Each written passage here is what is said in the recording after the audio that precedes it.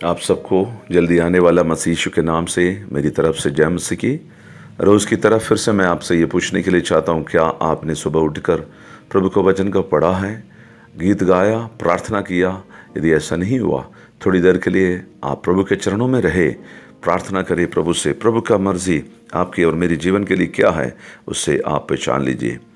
आज की थोड़ी देर के मनन के लिए मैं उपवास और प्रार्थना के विषय में थोड़ी देर बात करने के लिए चाहता हूँ, जिसके आधार के लिए मत्ती के सुसमाचार 17 अध्याय उसकी 21वां पद और मरकस के सुसमाचार 9 अध्याय उसके 29, Matthew chapter 17 verse 21, Mark chapter 9 29।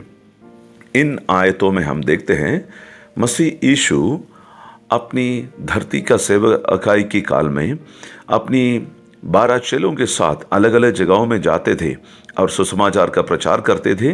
जो भी बीमार थे उन सबको प्रार्थना के द्वारा ठीक करते थे, और जो प्रेत भूत से ग्रसित थे उन सबको छुटकारा और चंगाई देते थे।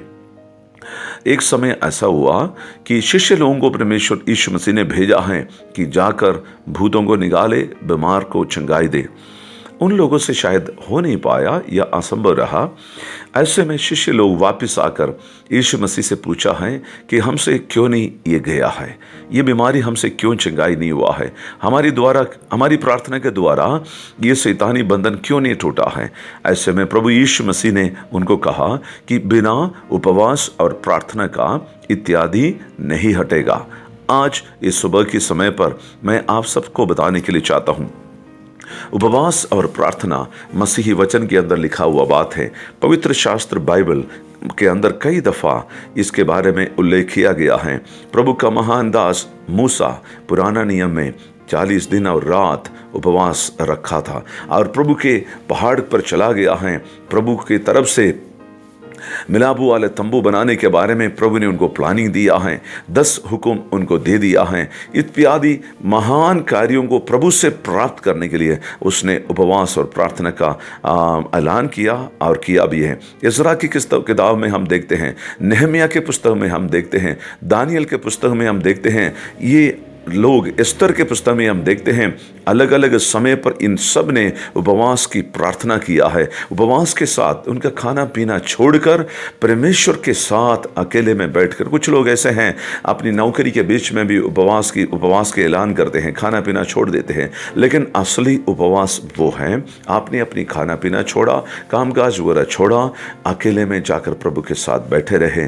प्रभु मुझसे और आपसे ज़रूर बात करेगा। कभी कभी प्रभु हमसे अकेले में मिलने के लिए चाहते हैं। पुत्र यीशु मसीह इस धरती पर जब उतर कर आया, 40 दिन और रात की उपवास की प्रार्थना रखा, उसके बाद में सेवकाई के लिए उतरा है। बाइबल के अंदर ऐसे काफ़ी जगहों में हम देख सकते हैं कि लोगों ने प्रभु के सामने उपवास की प्रार्थना रखा है। उपवास और प्रार्थना हमारे व्यक्तिगत आत्मिक डिसिप्लिन के लिए बहुत ही महत्वपूर्ण है। हमारे शारीरिक डिसिप्लिन के लिए उपवास की प्रार्थना बहुत ज़रूरी है। केवल खाना पीना छोड़ना नहीं है, वो छोड़कर प्रभु के चरणों में बैठे रहे, प्रभु से प्रार्थना करते रहे, प्रभु से मांगे कि प्रभु आपकी मर्जी क्या है, आपकी इच्छा मेरे लिए, मेरे परिवार के लिए चाहिए है। आप अपने परिवार के सज्जनों को सिखाएं, आपकी पत्नी को, आपके पति को, बच्चों को सिखाएं उपवास और प्रार्थना का महत्व क्या है। जब उपवास में रहकर खाना पीना छोड़कर प्रभु के चरणों में बैठकर जब प्रार्थना करेगा, प्रभु के पुत्र खुद यहाँ पर लिखा है, उपवास और प्रार्थना के साथ ये बीमारी हटेगी, ये शैतानी बंधन दूर होगा, ये शराब दूर हो सकता है। आपको बच्चों को पढ़ने के लिए बुद्धि और ज्ञान प्रभु को देगा, आपके बिजनेस में, आपकी नौकरी में परमेश्वर आशीष देगा। कुछ लोगों के लिए उपवास की प्रार्थना रखना, उपवास रखना बहुत कठिन जान पड़ता है। हर एक चर्च में जहाँ पर शुक्रवार के समय पर उपवास की प्रार्थना होती है, आप देखना है कौन वहाँ पर ज़्यादा है, बुजुर्ग होंगे या बहनें बच्चे ज़्यादा होगा, लेकिन कोई जवान नहीं दिखेंगे। आमतौर पर संडे में मान लीजिए अगर 100 लोगों का चर्च है, शुक्रवार की उपवास और प्रार्थना में मुश्किल से 10-12 लोगों को देखेंगे। ये बड़ी कठिन जान पड़ता है। सबसे बड़ी दिक्कत वाली नौकरी अगर इस दुनिया में है वो है प्रार्थना करना।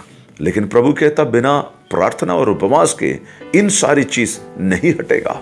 आपके जीवन के अंदर का परेशानी, आपके जीवन के अंदर का दुख तकलीफ के समय पर प्रभु के चरणों में बैठे, उपवास के साथ बैठे, प्रभु से प्रार्थना करें, प्रभु हमें आशीष दे। मैं आपसे अनुरोध करने के लिए चाहता हूँ, भाई साहब, यदि आपने अब तक उपवास की बंदगी नहीं रखा, उपवास के साथ प्रभु के चरणों में नहीं बैठा, कुछ लोगों के लिए खाना छोड़ना इतना मुश्किल है, वो कहते हैं मरना मंजूर है, लेकिन खाना नहीं हम छोड़ सकता है। लेकिन प्रभु कहता है, प्रभु का वचन के अंदर यीशु मसीह के एक हुक्म तो नहीं है, लेकिन आत्मिक डिसिप्लिन के लिए, आत्मिक अनुशासन के लिए यीशु मसीह कहता है। ये बड़ी जरूरी, हम पासबानों के लिए जरूरी है, विश्वासियों के लिए जरूरी है, पति पत्नी के लिए जरूरी है, बच्चों के लिए, हम सब के लिए ये जरूरी है। आप उपवास की प्रार्थना अपना जीवन, आत्मिक जीवन के एक आत्मिक डिसिप्लिन बना दीजिए, प्रभु आपको आशीष देंगे।